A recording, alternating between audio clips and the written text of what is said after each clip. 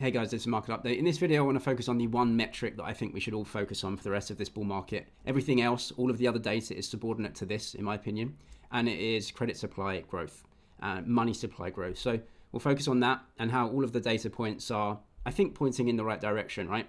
So look, we're still in a bull market for sure. As long as credit supply is still going to remain positive, then we'll remain in the bull market, right? Because you have a fixed asset versus currency. And if credit is growing, that means currency supply is growing. The exchange rate will go up, right, for Bitcoin. We're still in the bull market. We hit literally an all-time high. We've come off. Yesterday was a weird PPI print. Everyone's getting scared. So what happens in bull markets, actually, you melt up. You get a scare, and then you just start melting up again. Clearly now we have this very strong resistance at kind of 120. You can see we're really rejecting off of this. So in order to break through, we may need some more data points to come out, right? So we may actually wait until the next CPI report as that feeds through into Fed policy. Fed look to be cutting in the autumn. Just so happens that they have to refinance a lot of debt, or the Treasury does this autumn as well. So cut rates for that is ideal, right? That's the unspoken job that they have. 2% inflation, full employment, those are public. The third, which is unspoken, is help the Treasury refinance. Cut rates, they're going to refinance there. They're going to create loads of inflation that's going to come out over the next 18 months, which is what we're pricing in right now in forward-looking asset markets, right? In any case, we're still in a bull market because credit supply, I think, is going to remain positive. And obviously the big, beautiful bill coming in towards the end of the year could start to feed through as well.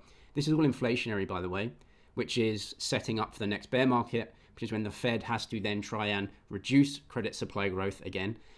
But that's for the future. Right now, I think we remain in this bull market. If you trade crypto, if you haven't got a Bybit account, click the link to Bybit down in the description box. Make a deposit on there. They'll give you a deposit bonus to go ahead and trade with. Anything you deposit, they'll give you a big bonus to go ahead and trade. The thing that's going to drive us higher for the rest of this bull market is credit supply growth, right? Dollar currency supply growth.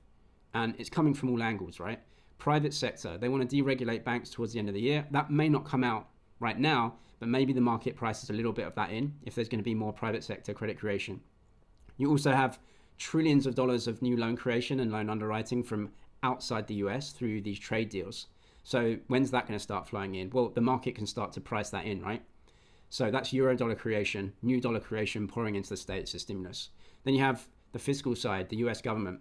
The big, beautiful bill is going to start to come in towards the end of the year. Again, maybe that's like not right now, but the market can try and discount that a little bit. But that's stimulative because they're cutting taxes. The US government is still running deficits. So that's stimulative to asset prices. They have some tariffs on the other side, but it doesn't look like it's actually doing much, like a drop in the ocean compared to what they're spending on the other side, right? So fiscal stimulus is still happening. Then the market thinks the Fed's going to cut interest rates in September. That's stimulative usually on the short end, right? So it's all there, right? And then you have people saying everything's overvalued, right? Everything's overvalued. Why is it overvalued? Every single price is just priced in relation to how much currency supply growth the market thinks is going to happen. So it's got nothing to do with the actual businesses, right? 497 members of the S&P 500 haven't gone anywhere, okay? The real economy is toast. Everything we're looking at in markets is just in relation to how much currency supply is going to be created, the rate of currency supply growth. Recession in markets is just the market saying there's going to be less currency supply growth, of course. So everything's priced in dollars. So if the market thinks the dollar is going to be based at a higher rate, then of course everything goes up. And everyone says it's overvalued. Overvalued versus what though?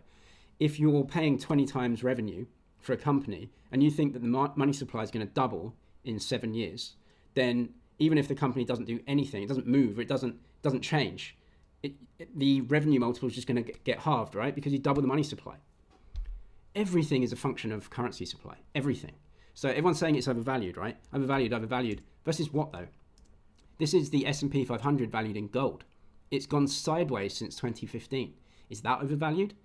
I do this versus gold because versus Bitcoin is crazy, right? It's this new asset. But gold, it's been around for thousands of years of store of value. It's very old. It doesn't move a lot. Everyone thinks it's boring. The S&P's gone sideways for a decade. So how's that overvalued? You're saying it's overvalued because people are paying high multiples for revenue where the currency supply can grow and grow and grow at such a fast rate that those revenues are going to go up. Of course the revenues are going to go up because they're earning more currency units. But as a percentage of the supply of currency units, they're not going anywhere. No actual value creation, right? So everything is a function of currency supply growth. So what do I think is going to happen to currency supply growth? I just laid it out. Euro dollar creation, banking deregulation, fiscal stimulus still happening. Fed is going to cut interest rates. But inflation's too high, they're not going to cut. They can cut like 150 basis points and still not be like stimulative on the interest rate. But in any case, that's not the game. The game is to create inflation and stimulate inflation so that they can debase this massive amount of debt that they have. They're cutting in the autumn as the Treasury kind of reaches its peak of the amount of currency that it needs to create to refinance the previous debts. Everything is an all-time high. Of course it will be. And it will continue to be as long as the amount of currency expands, and it absolutely must expand. So yes, we can continue going higher. What happens after a 20% drawdown, you can see here, the thing is, right, is that the market is looking forward and saying, big, beautiful bill, fiscal stimulus, euro dollar creation pouring into the States, and the Fed's cutting. That's going to create a massive amount of inflation, which may have to get drawn down at some point in the future. But for right now, the market is pricing it in, and so we can go higher. If the market was looking forward to the next 6 months, saying to itself, where's the credit creation going to come from, right? No one's creating credit outside the world. The government is actually going to start paying down debt, so that reduces the currency supply. They're going to raise taxes further.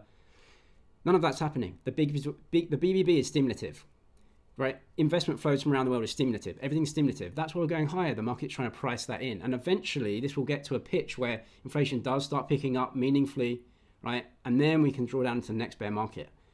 But we're not there yet. Credit creation is going to continue higher. And so we go higher in this bull market, right? So that's what I think. That's why all my trades are still on. And I just think we go much higher in this bull market, especially through the autumn. The price action that we've got over the last few days is actually quite encouraging as well. I've seen this many times in bull markets. Bull markets, you melt up, then something happens, everyone gets scared, and you get some profit taking. You get the bots coming in, market gets cooled down, and then a week later you just start melting up again. We're hitting all-time highs. You can see that happening. And that's because credit creation is expanding. And everyone's saying, well, look at the inflation numbers. Some, parts of inflation are getting really hot. Yeah, of course.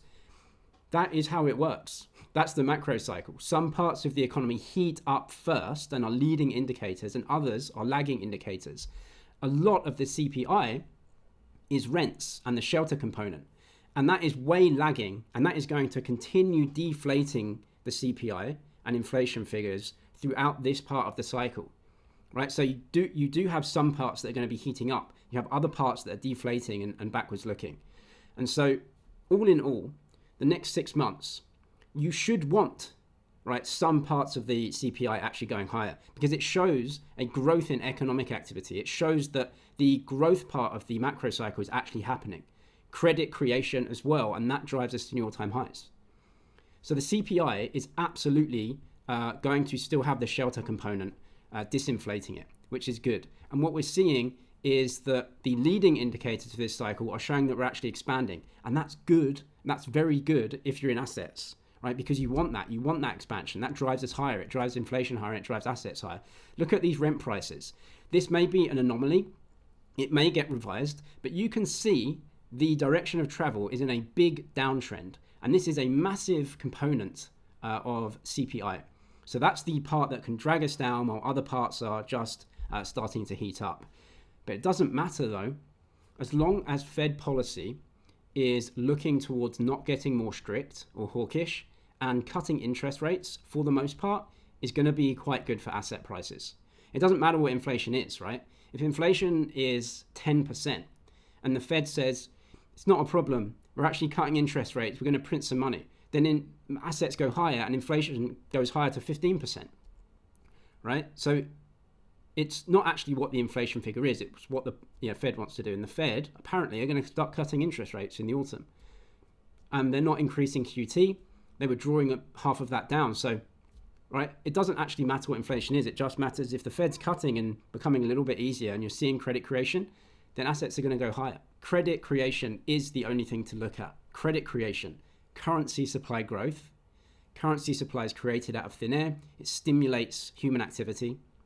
and that creates asset prices going up when valued in that credit. Fiat currency is credit, it's not an asset. This is the Chinese credit impulse, again, moving to the upside. It's what you want. Yes, it will create inflation. That's what the market is pricing in right now. The market is forward looking. It's going to price in the inflation that happens from this. That's what you want right now. You want actual credit impulses moving up. You want the economy to heat up. That's the whole point. This is stimulative as well, right? This is the fiscal side. Even with tariffs pouring in, and maybe these get higher and higher over time for sure, still there's a deficit. 291 billion for the month of July. It's enormous. Hopefully tariffs can pay some of this off. But on the other side, the BBB basically gives it all back through, other tax cuts. So the deficit continues. Let's hope they narrow this. Look, they can have a surplus, and that's great. But of course, in order to gain a surplus, what they need is gigantic credit growth, currency supply. Dollars are not an asset, they're credit.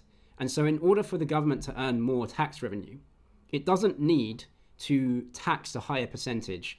The more that you tax as a percentage of currency supply, the less GDP and inflation gets, because you're basically taking that currency out.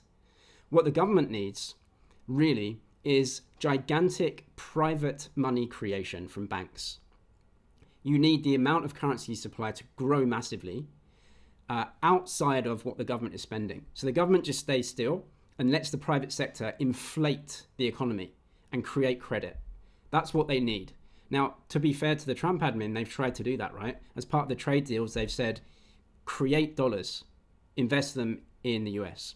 That they're trying to sort it out, and good luck to them, right? But the deficit is not changing at the moment. Maybe it is going to get better over the coming years if the tariffs come in and the credit creation driving prices higher. So they need that to happen. They need that inflation. On the other side of things, what they also want is a huge productivity boom that keeps CPI low, right? The things you buy every day, so that those people still vote for them in the midterms and the coming elections. Because if CPI is higher, people vote for the other side. So you need CPI low, but you need huge credit creation, and you need assets going higher to debase previous debt. That's the game. That's what they're trying to do. As of right now, there's still huge fiscal stimulus pushing asset prices higher. But if they're successful, what you may see is massive private sector credit creation driving asset prices higher and driving inflation higher on asset side.